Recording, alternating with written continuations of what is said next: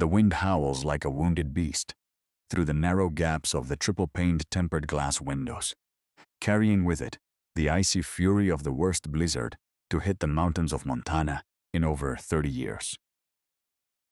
Inside the grand lobby of the Grand Polaris, a $150 million luxury ski resort, warmth reigns supreme. Massive crystal chandeliers cast a golden glow over a marble floor, polished to a mirror-like shine. The air is filled with the soft clink of wine glasses, the warm laughter of elite guests, and the gentle, comforting hum of live jazz. Everything here speaks of absolute opulence, a world where the negative 40-degree weather outside is nothing more than a picturesque backdrop viewed from a cozy sanctuary. But 10 meters beneath this paradise, in the damp, claustrophobic darkness of the main utility basement, a terrifyingly different reality is unfolding. David forces down a dry cough, his chest tightening as he tries to breathe in the heavy, humid air. His grease-stained, gray maintenance uniform clings to his thin frame, damp with sweat and rust. With every heavy breath, a sharp pain shoots up his spine, a legacy of his time as a military thermal engineer, a chronic injury that flares up mercilessly whenever the temperature plummets. But David ignores the throbbing in his back. His sharp, wrinkled eyes are locked onto the analog pressure gauge of thermal pipeline number 9. The red metal needle is trembling violently. It has long surpassed the safe green zone and is now hovering dangerously close to the bright crimson line of system failure. This is bad, David whispers to himself, his voice raspy from decades of inhaling fuel fumes and coal dust. He places his rough, scarred bare hand onto the massive steel pipe. An icy chill instantly penetrates his thin, protective glove. This pipe should be radiating intense heat. Instead, it is growing cold at an alarming rate. The massive weight of compacted snow and ice on the lobby roof has begun leaking water directly onto the external pressure release valve, freezing it into a solid, impenetrable block of ice. If line number 9 freezes completely, the pressure buildup will lock the main heating grid of the entire resort. It is a catastrophic phenomenon known as an airlock. Under massive back pressure, the secondary distribution pipes will explode like tin cans. When that happens, the Grand Resort will transform into a giant, frozen tomb within 6 hours. David doesn't hesitate. He moves quickly to the wall-mounted intercom, his hands shaking from the cold and pain as he punches the emergency code for the VIP office upstairs. The line rings 3 times before a sharp, cold, and immensely arrogant voice cuts through the static. It is Victoria, the absolute ruler and CEO of the Polaris Group. She is standing in the warmth of her top-floor office, holding a glass of vintage Cabernet, her eyes scanning the final terms of a $50 million merger contract with federal partners, scheduled in just a few hours. Who is this? I explicitly stated I was not to be disturbed under any circumstances. Victoria snaps, her tone dripping with annoyance. Ma'am, this is David from the basement maintenance crew.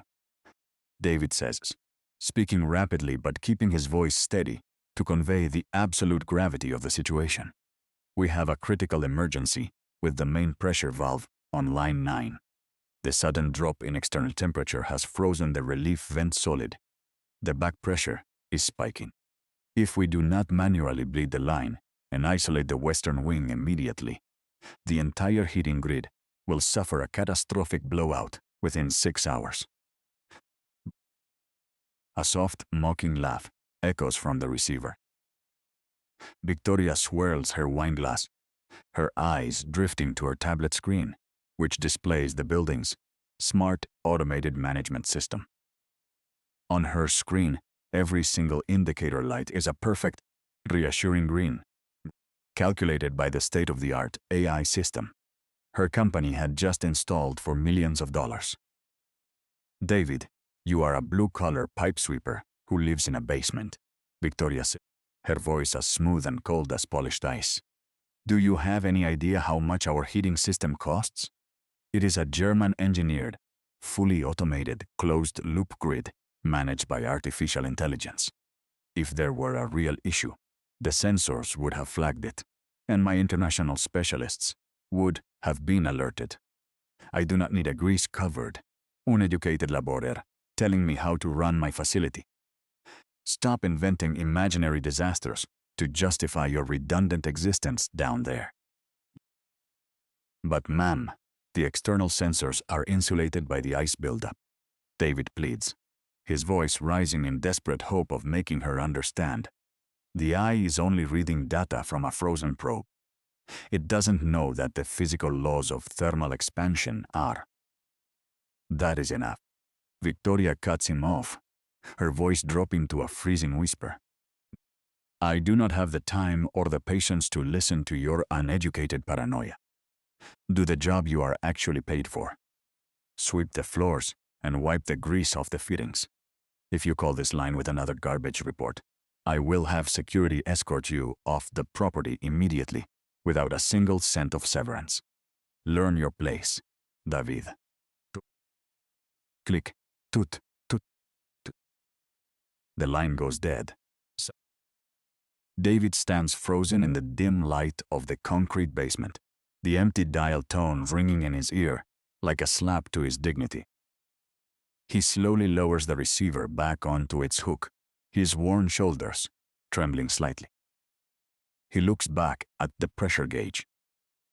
The red needle has crept 2 ticks higher, closer to the point of no return. The luxury lobby upstairs is still bathed in golden warmth, but David knows those are merely the final warm breaths of a dying giant before its heart stops beating completely. The storm outside is growing louder, and their time is running out. The heavy iron door at the top of the basement stairs clangs open with a sharp, echoing shriek. The sound cuts through the low, rhythmic hum of the failing boiler like a blade. David does not need to turn around to know who is descending into his dim, cold world. The sharp, rhythmic clicking of designer high heels against the wet concrete steps tells him everything. Victoria descends the stairs slowly, her eyes scanning the dark, pipes-draped ceiling with deep disgust. She pulls her expensive cashmere coat tighter around her shoulders, shielding herself from the damp chill of the lower level. Behind her are 2 young men in pristine, branded polo shirts, carrying sleek aluminum cases filled with diagnostic tablets. They are her newly hired tech consultants, elite graduates recruited to manage the resort's automated systems. David stands by the main pressure valve, his hand still resting on the freezing metal line. A sudden, sharp spasm of pain shoots up his spine, forcing him to lean heavily against the iron pipe. He cannot stop the deep, rattling cough that escapes his throat, a painful reminder of the smoke inhalation from his military years. Victoria stops a few feet away, her nose wrinkling as she smells the sharp odor of sulfur, grease and sweat clinging to him. She looks at David as if he were a stain on her perfect, $1,000,000 resort. I see you are still down here, David, Victoria says, her voice echoing coldly off the damp concrete walls. And I see you are still wasting time coughing, instead of keeping this basement presentable. David takes a slow, steady breath, pressing his palm flat against his aching lower back to stabilize himself. The main line is locking up. Ma'am, David said, his voice quiet but filled with absolute certainty. The automated system says green because the external sensors are insulated by 3 inches of solid ice. But underneath that ice, the pressure is rising by 5 pounds per square inch every 10 minutes. If we do not manually vent the airlock now, the auxiliary pipes in the western wing will burst. One of the young consultants behind Victoria lets out a soft, condescending chuckle. He opens his tablet, tapping the glowing screen with a manicured finger before showing it to Victoria. With all due respect, Ma'am the consultant says, his tone dripping with polished academic arrogance. Our digital diagnostics show that the pressure flow is operating within perfect parameters. This gentleman is reading analog gauges from 40 years ago. The mechanical valves he is worried about are entirely redundant in a modern closed-loop system. Victoria looks at the tablet, the bright green graphics reflecting in her cold, dark eyes. She turns back to David, her expression hardening into absolute contempt. "Did you hear that, David?" Victoria asks, her voice dripping with venom. These men have degrees in thermal cybernetics from the highest institutions in the country. They design systems that run entire cities without a single human hand touching a wrench. And yet, you expect me to believe your archaic warnings over their million-dollar digital network? David looks at the two young men, then back at the massive, shaking iron valve behind him.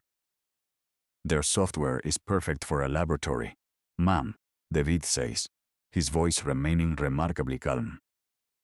But a laboratory does not have 70-mile-per-hour winds carrying heavy Montana sleet. When ice blocks the physical exhaust, no amount of digital coding can stop the laws of pressure expansion. If you do not let me vent this line, you will lose the entire heating system before midnight. Victoria takes a step closer, her heels splashing slightly in a puddle of rusty condensation on the floor. She looks down at David's worn, faded boots, then up at his grease-stained face and the dust under his fingernails. "I brought you onto this staff out of charity, David," she says, her voice dropping to a harsh call.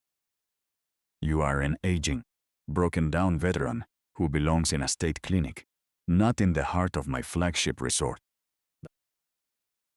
You smell of coal, grease, and failure. You stand here in your filthy overalls, trying to lecture actual experts, because your ego cannot handle being obsolete.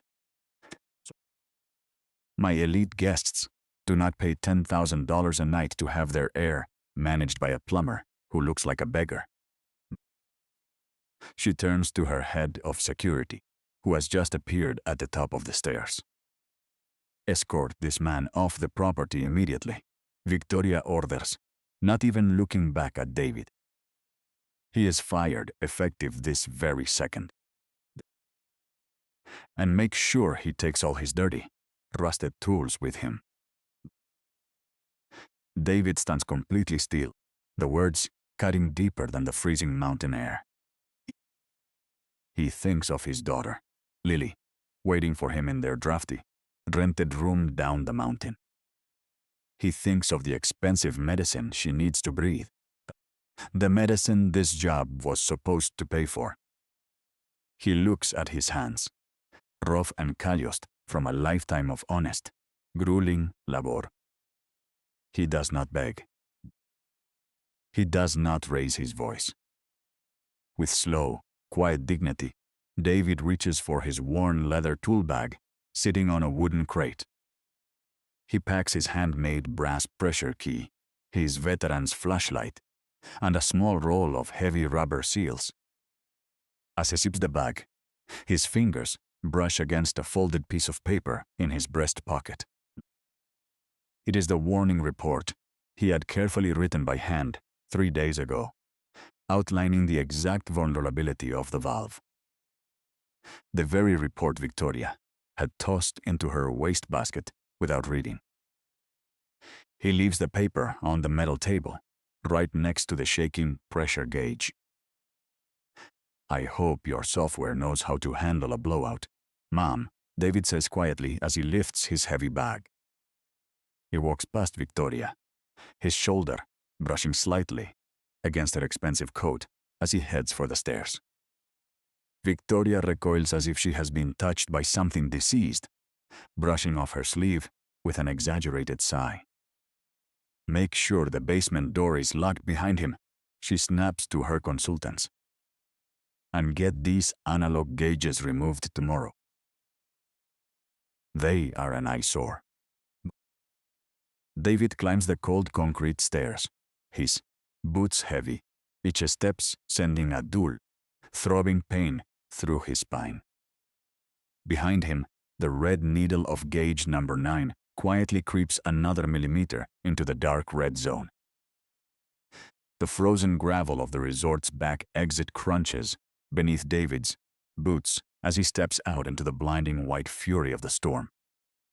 The negative 40-degree wind hits him like a physical blow, instantly freezing the sweat on his forehead and causing a violent, hacking cough to tear through his chest.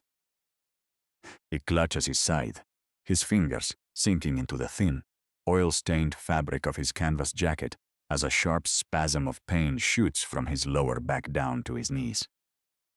He is 42, but today his body feels 80. With one hand carrying his heavy, duct-taped leather tool bag, and the other holding his collar closed against the biting sleet, he begins his long, slow march down the mountain. The grand warm lights of the Grand Polaris fade into a dim, ghostly glow behind him, leaving him alone with the howling dark. The 5-kilometer trek back to his rented room is a battle against gravity and his own failing body.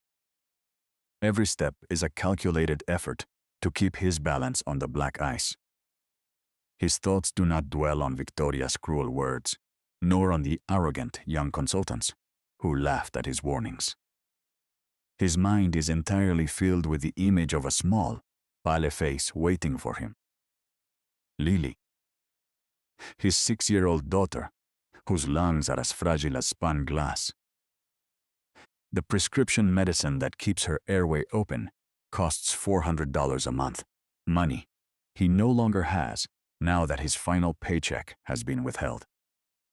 By the time David reaches the outskirts of the mountain town, his hands are completely numb, and his breath comes in ragged, wheezing gasps. He turns down a narrow, unpaved alleyway, stopping in front of a dilapidated wooden boarding house that once served as housing for coal miners. He pushes open the creaking door of his small basement room, the smell of damp plaster and cheap kerosene immediately washing over him. The room is freezing. On a small cot in the corner, bundled under 3 layers of patched quilts, lies Lily. Her small, fragile frame rises and falls in shallow, rapid patterns. Beside her bed, a small, noisy portable oxygen concentrator hums weakly, its green light flickering because of the unstable local power grid. Sitting on a wooden stool next to her is Sarah, David's sister, who has been watching the girl while David worked his double shifts. David, Sarah whispers, rising quickly and wrapping her shawl tighter around herself. Thank God you're back. The wind started blowing through the floorboards an hour ago, and the old heater in the hallway went completely cold. David drops his tool bag silently onto the floor, not wanting to wake his sleeping daughter. He walks over to the cot, kneeling down despite the agonizing protest of his spine, and gently places his rough, warm hand on Lily's cold cheek. She stirs, her long eyelashes fluttering open, her pale face lighting up with a weak but genuine smile when she sees him. "Daddy," she whispers, her voice barely a breath. "Did you keep the big mountain warm today?" David's chest tightens with a pain far worse than his physical injuries. He forces a soft, reassuring smile onto his face, gently stroking her hair. "Yes, sweetheart, David says, his voice thick with unshed tears. The big mountain is very warm. Lily reaches out from under the heavy blanket, her small hand holding a crumpled piece of drawing paper. I made this for you, she says, handing it to him. So you don't get cold when you're downstairs. David takes the paper, unfolding it with trembling, grease-stained fingers. It is a child's drawing, colored with cheap crayons. It shows David wearing his blue-collar maintenance overalls, standing in front of a giant, glowing red heart that is radiating bright yellow lines of warmth. At the bottom, in uneven, childish block letters, she had written, "My daddy warms the world." David stares at the drawing, a single tear cutting a clean path through the black grease on his cheek. He folds the paper carefully and places it into his breast pocket, right next to his heart, where the cold cannot reach it. It's beautiful, Lily, he whispers, kissing her forehead. Now close your eyes and go back to sleep. Daddy is here. As Lily drifts back to sleep, her breathing guided by the rhythmic, mechanical hum of the machine, Sarah pulls David toward the small kitchenette. They let you go, didn't they? Sarah asks quietly, looking at his tool bag on the floor. David nods slowly, his eyes fixed on the empty kerosene heater in the corner of their room. The new CEO, David says quietly. She prefers computers over people. She said I didn't belong in her resort. Sarah covers her mouth, her eyes filling with tears of frustration. But what about Lily's medicine, David? She asks, her voice trembling. The pharmacy won't give us another refill on credit. And this storm, if the power goes out, that old concentrator won't run on battery for more than 2 hours. David looks toward the window, where the heavy sleet is now turning into solid, heavy chunks of ice rattling against the thin glass like gravel. He knows the local grid is ancient. A storm of this magnitude will inevitably bring down the power lines in the valley.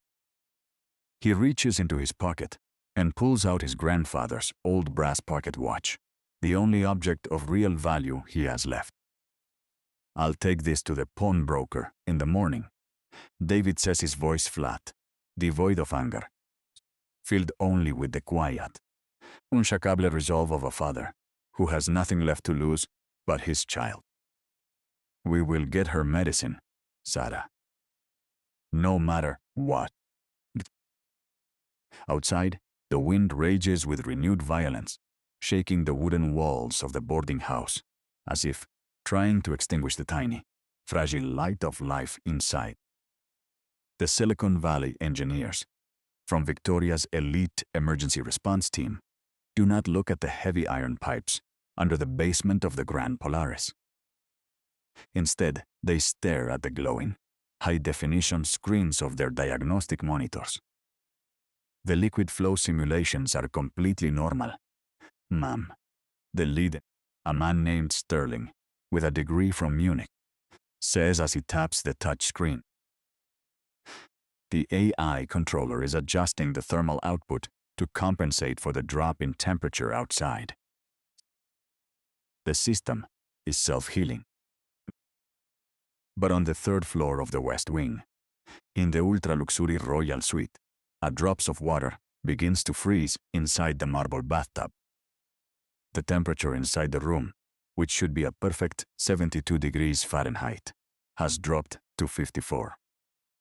The digital thermostat on the wall flashes a bright green OK, but the air coming from the brass vents is cold and dry. Inside the main dining hall, where a group of international investors is sitting with Victoria, guests are beginning to put their heavy winter coats back on. Victoria laughs nervously, taking a quick sip of her champagne, her hand trembling slightly as she feels the distinct, icy draft blowing across her ankles. A minor calibration issue with the local grid. Gentlemen, Victoria says, her voice smooth but tight with an underlying panic. Our automated system is already correcting the flow. Suddenly, the glass on her tablet screen flashes with a yellow alert icon. Then, another. And another. Within 90 seconds, the entire screen turns into a sea of red warning notifications. System anomaly. The digital voice of the automated program says from the speakers on the wall. Thermal pressure in secondary line 9B has exceeded safe operating limits. Airlock detected in the western distributor loop. Automatic shutdown initiated to prevent pipe rupture. The lights in the main dining hall flicker, and then, with a low, heavy thud that vibrates through the concrete floor, the gentle hum of the resort's ventilation system goes completely silent. The golden warmth that had kept the $150 million resort alive begins to drain away, replaced by the crushing, negative 40-degree cold creeping in from the mountain outside. What do you mean? Shut down? Victoria whispers, her voice cracking as she stands up from the table, ignoring the worried looks of the investors. She runs down the marble corridor toward the basement stairs, her high heels clicking frantically in the cold silence. When she flings open the heavy iron door of the utility room, she is met with a wall of freezing mist. The two young consultants are shouting at their monitors, their fingers flying across the keyboards as the screens flash with system failure codes. The valve is unresponsive. Sterling yells, his face pale under the cold fluorescent lights. We are sending the digital override command, but the software is returning an input error. It's like the physical valve isn't even there. Of course, it's not there. You idiots! A voice shouts from the back of the room. It is Thomas, the veteran facilities manager, who had just returned from his shift in the eastern hangar. He runs to the metal desk, his eyes searching the cluttered surface until he finds the handwritten report David had left behind. He grabs the paper, thrusting it directly into Victoria's face. David warned you 3 days ago, Thomas says, his voice shaking with anger. He wrote it right here. The external vent of line 9 is exposed to the drainage from the lobby roof. Sleet will build up and freeze the physical relief lever. If the physical lever is frozen, the digital actuator cannot turn the shaft. The software will think the valve is open, but the physical line will lock up until it bursts. Victoria looks at the handwritten paper, her eyes scanning David's neat, precise engineering diagrams. Then bypass it. Victoria screams, her voice rising in panic. Use the digital pressure release. We can't, Sterling stuttered, his hands shaking as he points at his monitor. The pressure is at 95 pounds per square inch and rising. The software has locked us out of the manual override for safety reasons. If we try to force it digitally, the system will assume there is a major leak and lock down the entire fuel line. If that happens, the water inside the main boilers will freeze and expand. It will crack the titanium heat exchangers. The damage will be over $5 million, and we won't have heat in this building for 3 months.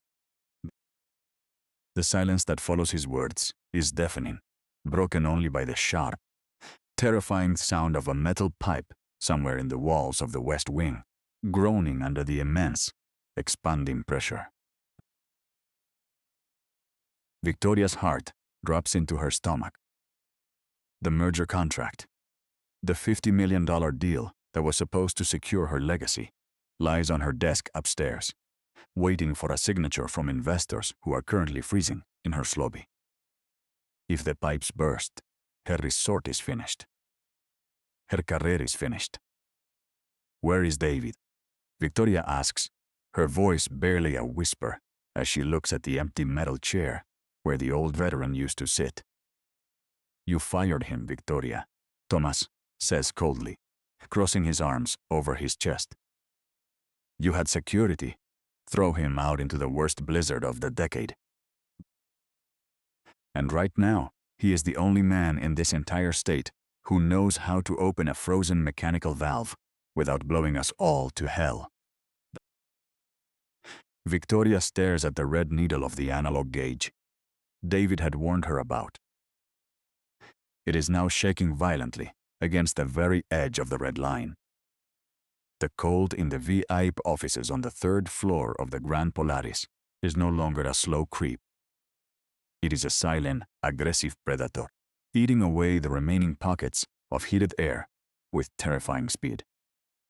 On the mahogany desk, the $50 million merger contract lies under a thin, crystalline layer of frost. The 5 major institutional investors, men in heavy wool suits and cashmere scarves, are pacing the room, their breath turning into thick white clouds in the dim light. This is completely unacceptable, Victoria, the lead investor says, his teeth chattering as he pulls his leather gloves tighter. You assured us this facility was a masterpiece of modern infrastructure. If your automated systems cannot even survive a winter storm, how do you expect us to trust your expansion into the Northern Territories? We are giving you exactly 2 hours to restore the climate control, or we are pulling our capital and leaving on the first available emergency transport. Victoria stands near the window, her face pale, her expensive makeup doing nothing to hide the deep lines of panic on her face. The technicians are working on it, gentlemen, she says, her voice trembling slightly, though she tries to maintain her commanding tone. It is a minor software synchronization issue. A reboot is all it takes. She doesn't wait for their reply, turning on her heel and rushing back down into the basement. The utility room has turned into a freezing cave of mist and despair. The 2 young consultants are shivering violently in their branded polo shirts, their hands shaking so hard they can barely type on their diagnostic tablets. We try to force the bypass, Sterling yells, his eyes wide with fear as he points to the main screen. The software assumed a major physical breach because the mechanical valve wouldn't budge. The system has locked down the main fuel injectors. The water inside the secondary heat exchangers is starting to freeze. If we don't open the physical valve on line 9 in the next 45 minutes, the titanium cores will crack. The resort will be uninhabitable for months, Victoria. Victoria looks at Thomas, her facilities manager, who is standing with his arms crossed, wrapped in a thick canvas jacket. Can't you do something, Thomas? She begs, her voice losing its arrogance, replaced by a desperate, high-pitched edge. You've been here for 15 years. Open the valve manually. Thomas looks at her, his eyes filled with cold disappointment. The physical valve is locked under 40 tons of ice on the roof deck, Victoria, Thomas says quietly. If I try to force the lever from down here with a standard wrench, the brass sleeve will shear off. Then the entire line will blow, and 40-degree below zero glycol will flood this basement. Only one man knows how to balance the thermal back pressure using the old military bypass technique. The man you called a grease-stained failure. The man you fired. Victoria grips the edge of the metal desk, the cold steel biting into her palms. She looks at the empty workbench where David's tools used to lie. She remembers his quiet, steady voice warning her about the ice, warning her about the sensors, warning her about the very disaster that was now destroying her empire. "Where does he live? Thomas?" Victoria asked, her voice small, her pride finally fracturing under the weight of her impending ruin. "The old mining boarding house at the bottom of the pass," Thomas says, not even looking at her as he checks the dropping temperature gauge. 5 kilometers down the mountain road. But the pass is blocked by 6 feet of snow. No standard vehicle can make it down there. Victoria turns to her head of security, her eyes wide with a desperate, frantic energy. "Can get the resort's twin-track snowcat," she commands. "The heavy rescue unit. We are going down the mountain. And we are bringing David back." The twin-track heavy rescue snowcat roars through the blinding white wall of the pass, its massive steel treads chewing through 6-foot drifts of packed ice. Inside the heated cabin, Victoria grips the passenger grab bar, her knuckles white. She watches the vehicle's external temperature sensor hover at a deadly -45 degrees. Beside her, Thomas keeps his eyes locked on the GPS, his face grim. If the local grid is completely dead down there, David's boarding house won't have a single watt of power, Thomas says, his voice barely audible over the deep rattle of the diesel engine. That means his daughter's life support machine is running on its internal battery, and those old models only hold a charge for a maximum of 2 hours. Victoria doesn't reply. Her mind is racing, haunted by the memory of David's calm, dignified eyes as he packed his worn leather bag. She had dismissed his warnings as the uneducated paranoia of an obsolete laborer. She had called him a failure who smelled of grease and coal. Now, her entire $50 million empire, her legacy, her reputation, and the very survival of her resort hangs on whether that failure is willing to forgive her. The snowcat grinds to a halt in the narrow, snow-choked alley of the old mining district. Victoria throws the door open, the sudden rush of freezing mountain air hitting her face like 1,000 needles. She stumbles through the deep drifts, ignoring the snow filling her designer boots, and follows Thomas as he kicks open the heavy wooden outer door of the boarding house.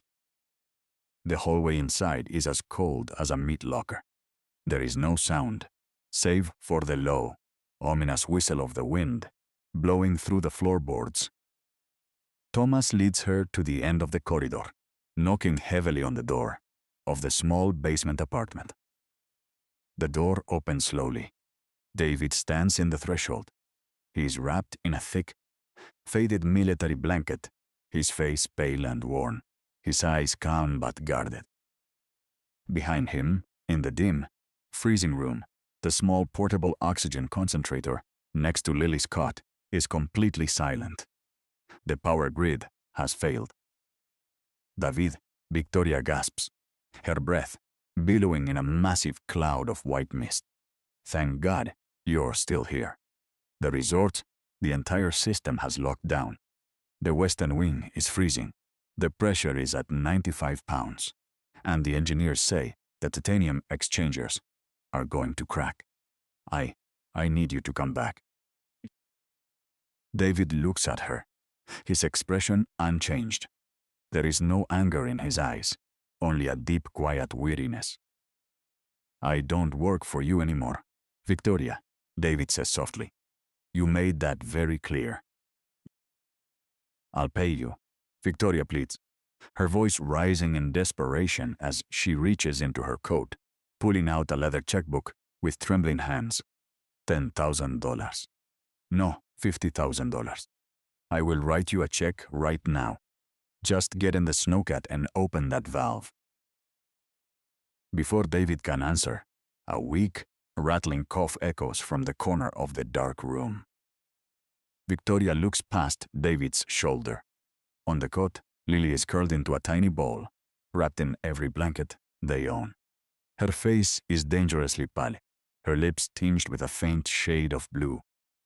Beside her, Sarah is desperately squeezing a manual resuscitation bag, trying to force air into the little girl's failing lungs. Her machine died 40 minutes ago, David says, his voice dropping to a raw, painful whisper. The battery is gone. My sister and I are doing everything we can, but the cold is settling into her chest. I cannot leave my daughter, Victoria, not for all the money in your bank account. Victoria stares at the little girl, her breath catching in her throat. The cold realization hits her like a physical blow. The absolute disparity of their worlds is laid bare in this freezing basement. While she was worrying about $50 million saps and investor meetings, this man was fighting a silent, desperate battle just to keep his child's lungs moving. She looks at the table. On it lies the childish drawing David had carefully placed there. My daddy warms the world. The gold-plated walls of her pride crumble into dust. Victoria drops the checkbook onto the floor. She steps forward, her high heels clicking softly on the cold linoleum, and sinks directly to her knees in front of the old veteran. I was wrong, David, she whispers, her voice breaking as tears freeze on her eyelashes. I was blind, arrogant, and cruel. I looked at your clothes and your hands, and I didn't see the man who was keeping us all alive. I don't care about the resort anymore. I don't care about the merger.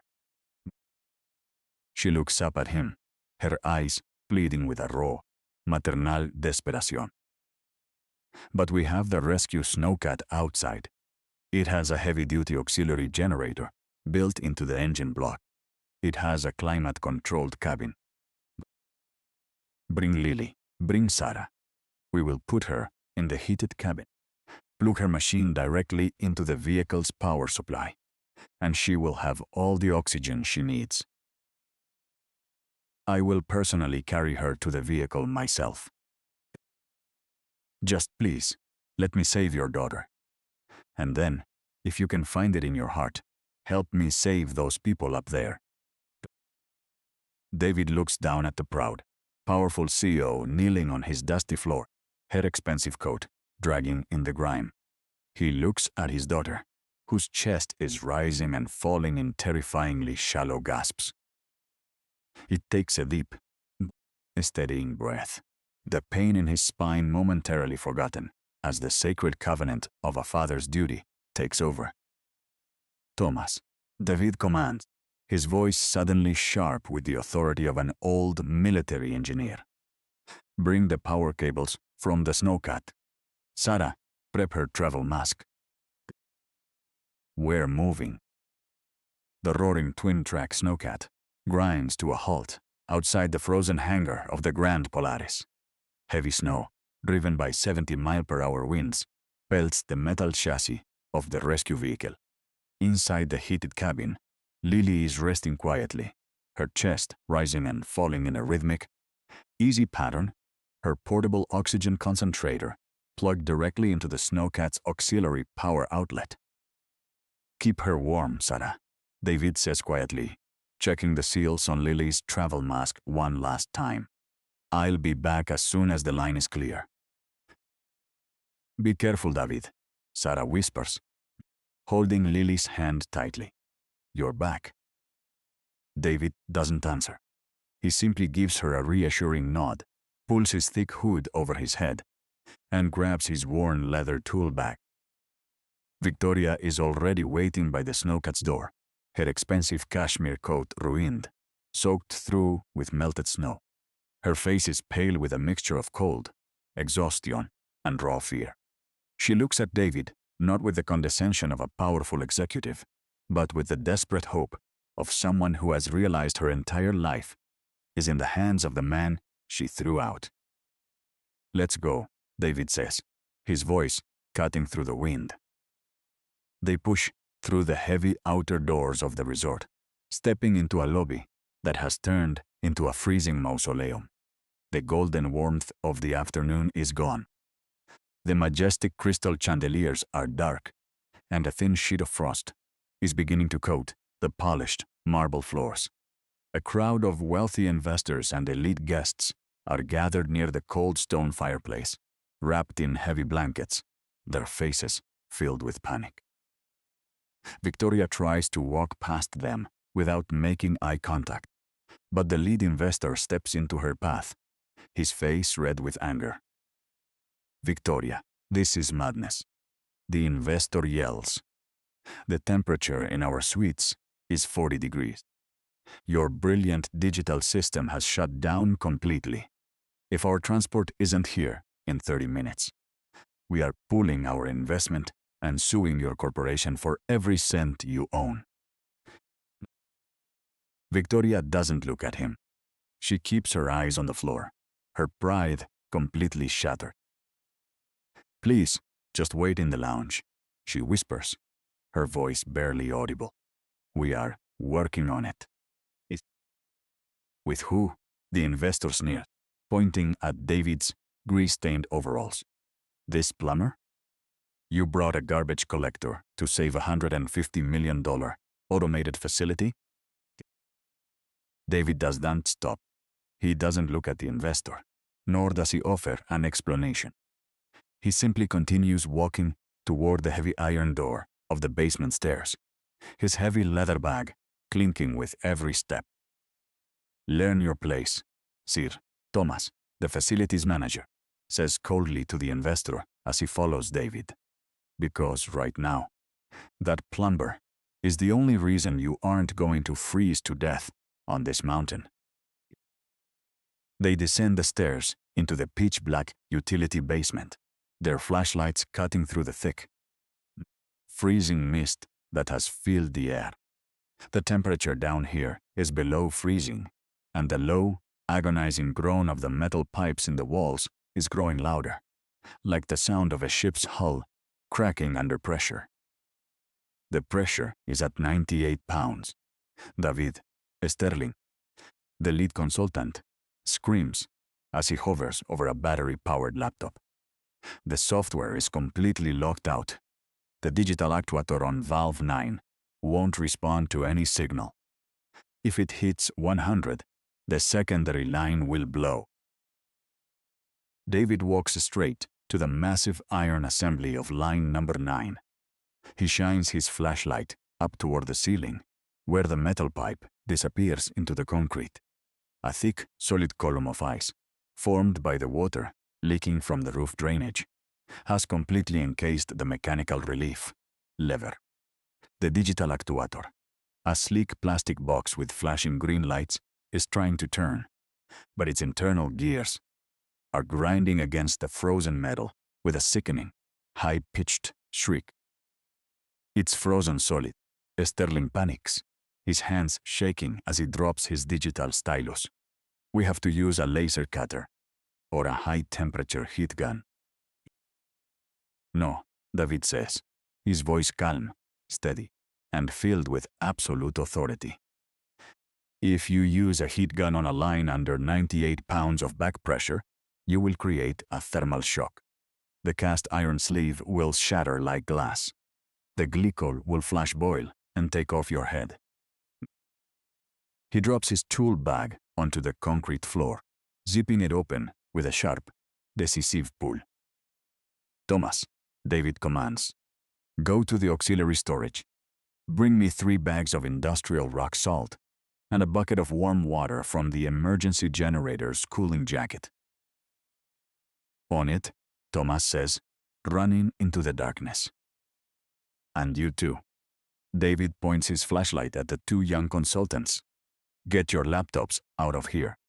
If this line clears, the pressure release is going to vent 40 gallons of scalding steam directly through this chamber. If you want to leave, get behind the concrete bulkhead. The young men don't hesitate. They grab their tablets and run toward the stairs, their academic arrogance completely replaced by the primal survival instinct of terrified children. David stands alone in front of the shaking, groaning pipe. A sharp, blinding spasm of pain shoots through his lower back, forcing him to his knees. He gasps, pressing his hand against the cold concrete floor, his teeth gritting so hard his jaw arches. He thinks of Lily's smiling face in the drawing. He thinks of her small, fragile lungs that need the warmth of this mountain to survive. He forces himself back onto his feet, his breath coming in ragged, painful wheezes. Thomas returns, dragging 3 heavy bags of rock salt and a steaming bucket of water. "Here, David," Thomas gasps. David rips open the first bag, dumping the coarse salt directly into the warm water, creating a highly concentrated,